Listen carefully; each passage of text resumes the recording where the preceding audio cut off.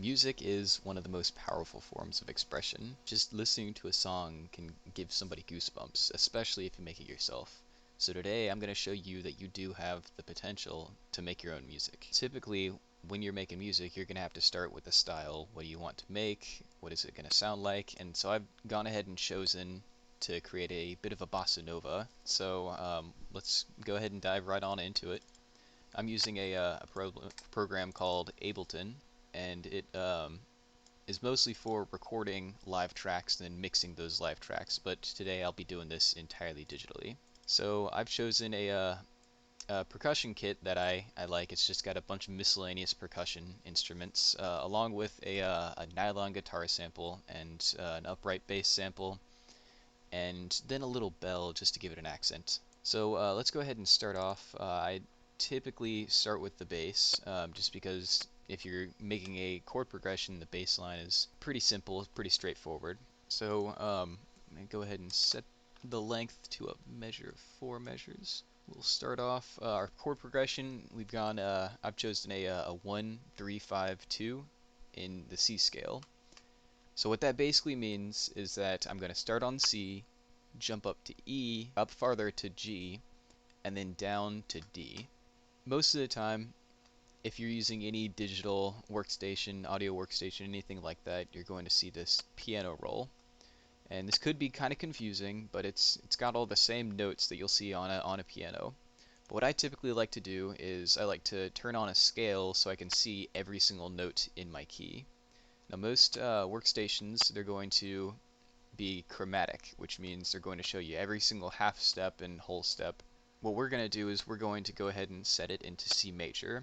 Now the workstation that I've linked, the free one, is already adjusted into a major, so each time you're going to move up 1, it's going to be 1 full step or a half step in the scale. So we're going to start out with a C. Go ahead and pop that down,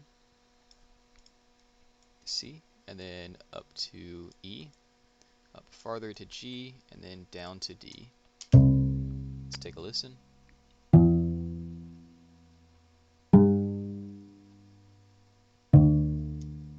There's the upright bass. So we're going to leave the bass like that for now, and I'm going to go ahead and start up on the percussion. Now since it's going to be a bossa nova kind of mix, I want it to go like 2 to 2 2 2 to 2. So we're gonna definitely gonna want as many cabasas going off as possible. Every single beat should have cabasa. That little shake sound, that's definitely what we want. Bongos and woodblock might be nice. So maybe 2 to 2 2 2 to 2. Or maybe just let's see. Let's go with just 1. So the rhythm is one of the most important things. To really master the rhythm, I'd recommend to have the prior experience of playing an instrument. But if you don't have that, it's not the hardest thing in the world. All rhythms and beats are typically measured 1 and 2 and 3 and 4 and. And if you want to get a little more in depth, you can go to 1 eana, 2 eana, 3 eana, 4 eana. So in using that, this would go 1, a 2, a 4.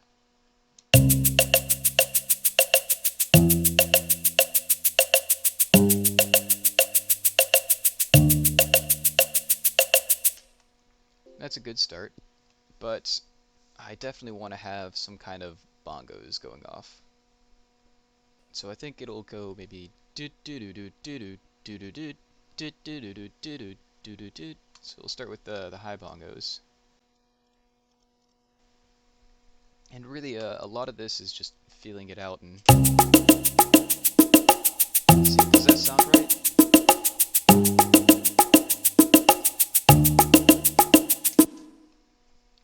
Now of course you don't by any means have to make a drum line as complicated as that. You could just go ahead and just use the bongos if you want.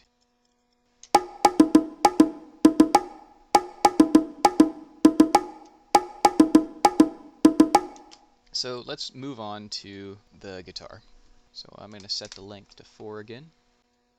So C, E, G, back down to D.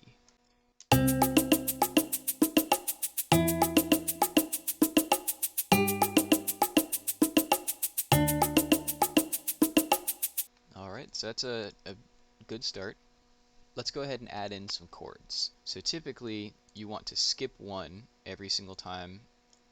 So starting on C, you're going to skip the D, and then you're going to go to the E.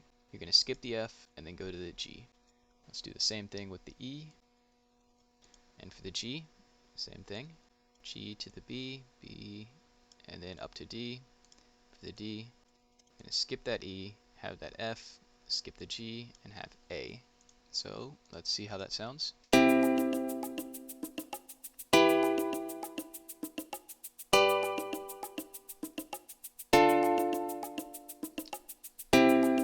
That's good, I like that. Now this E right here, this is going to be an E minor chord.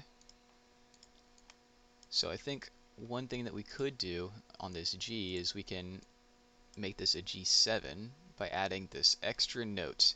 So the fourth note onto the chord, just to give it a little bit more of something.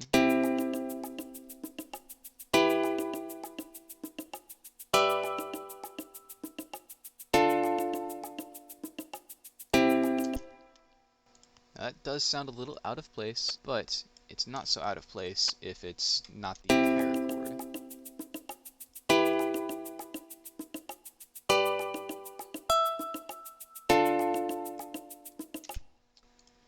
Now that's a good example of how you can switch up and change the chords, but we don't necessarily want just chords for this part. This part is going to be the melody of the song. It's going to be the main theme. This upright bass here is going to be the harmony. So let's go ahead and give it a little bit of a bossa nova swing. So I'm going to change the BPM down to 85 beats per minute rather than 100 or 120. So let's go ahead and start making that melody. So one thing about bossa nova, it's a fusion of music. It takes the Brazilian samba dance music and then adds like a bit of a jazz element to it. So it's going to have like that dance rhythm, but it's also going to have a little bit of like a jazz rhythm going on as well.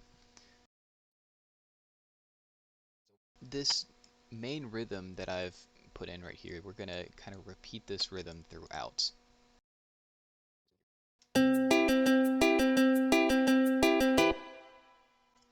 So let's go ahead and copy that over here. Now, of course, since these are different chords, we will have to modify the notes a little bit, but that's no worry. We'll be able to get that done. Kind of excited on what I'm going to do with this E up here.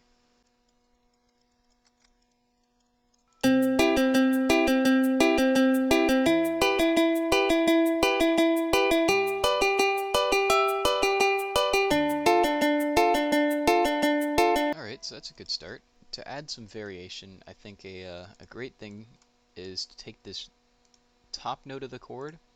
So what we'll do is we'll take these notes as a couple, as a pair, and we'll bring them down to this top note of the chord, and we'll bring that top note down here.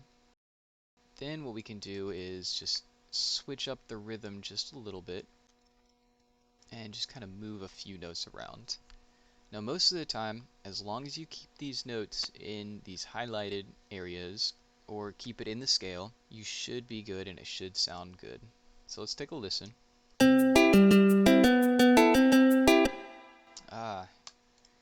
So where it goes back right here, I think this should be increased like that.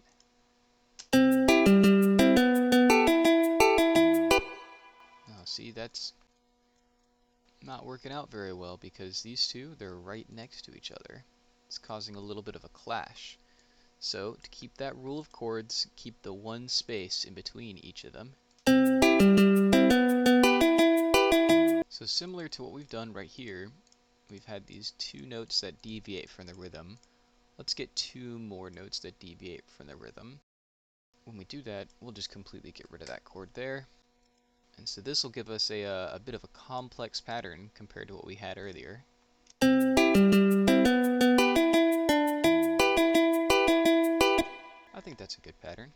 So let's take this and copy this.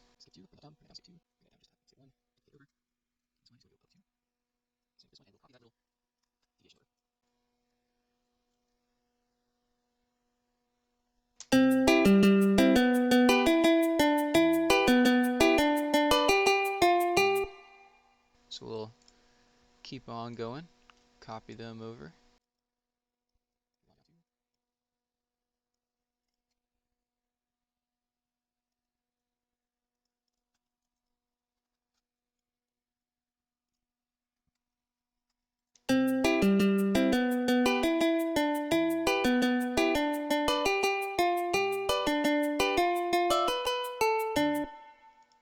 What have I done here? Well, I suppose I used that E rather than the F up here, and we can account for that E later.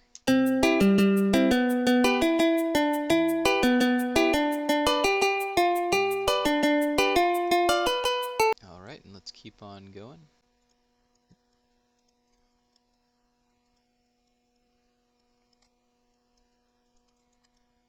Alright, and let's take a listen.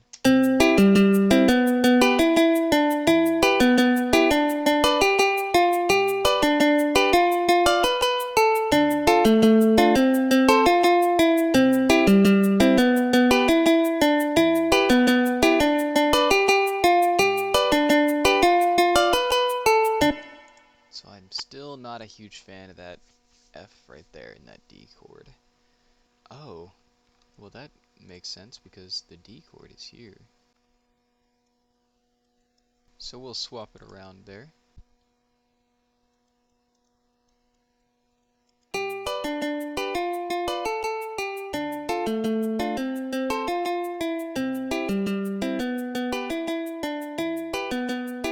So one thing I'm not a huge fan of is how it'll go from the E, D, E, and I think that's a little stale sounding. So let's see if we can give it a little bit more flow. So it's maybe down there and then up here. So it starts low, goes up, and then overshoots to where it gets right back where it should be. So let's take a listen.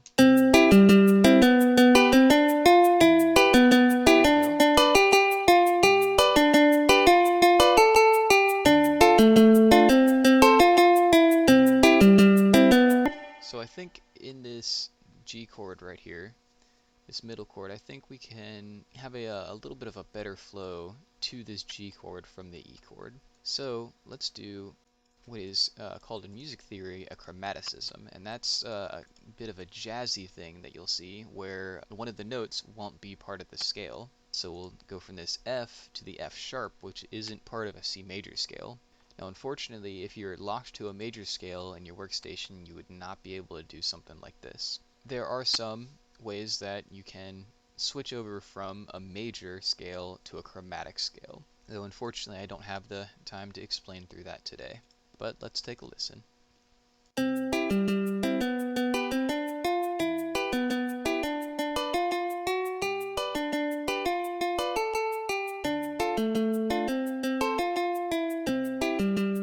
So I think that works out quite well. Now, I was thinking when I was going to start this project that I might want a bit of a walking bass, but I don't think that will work out in this situation. So I think we should have a bass that will alternate fifths.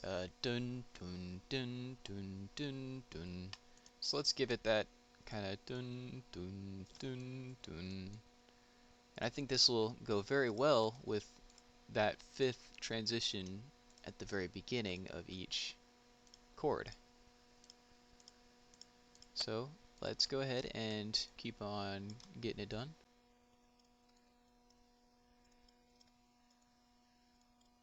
Alright, so let's see how it turned out.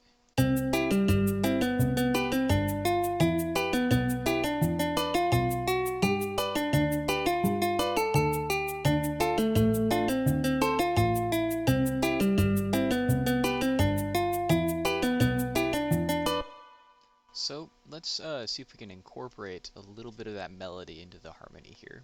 Here where it goes from the D to the F and the E, let's see if we can incorporate that a little. So let's use that D so it'll transfer from C, D, E. And let's keep going. Now, I might be getting a little bit too jazzy here, but let's try this F sharp.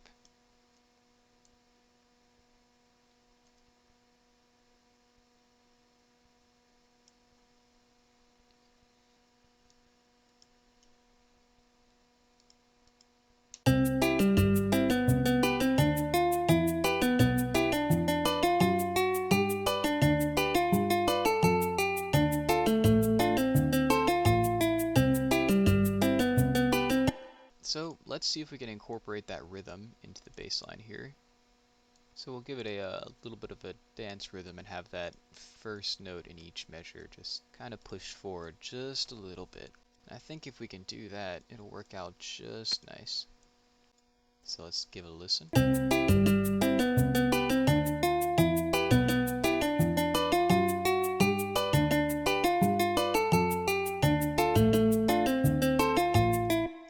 Alright, and let's go ahead with those accents. Again, make it 4 measures in length. Let's go ahead and put in that chord progression. C, E, G, D. One thing that we can do, just to mix it up a little, let's split that drum track and give it an introduction. And let's shorten that accent track as well. To go in line with that introduction, we will delete all of that beautiful bass line we just made, place it with the root notes, and we don't want the introduction to be too long. So let's make it about 4 bars. And I would like to give it a little bit of a loop so that I can just keep on going. So what we're going to do is split the drum track right at the end there, and instead of this last measure, let's give it a triangle. I think a little triangle would be nice, and then something to lead into the next one. So I'm going to set up a loop.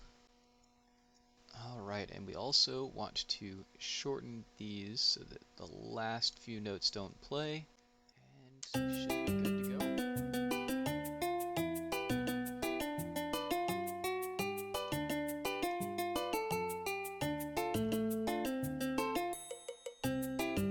There you go.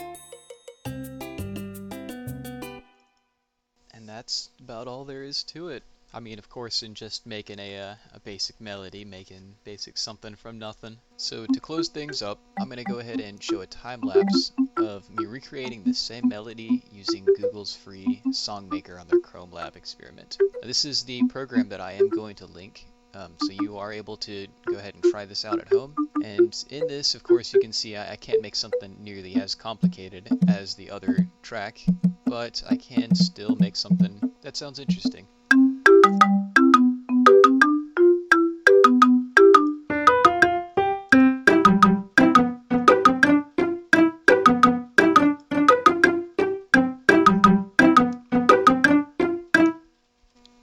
Now if you go into the settings, you can see a couple different settings, and right here is the scale where you can switch that to chromatic if you'd like to. This is what I was talking about earlier. But you can also change the length, the beats, what key you're going to be in, and all of that info. To close things up, let's see how it compares to the original.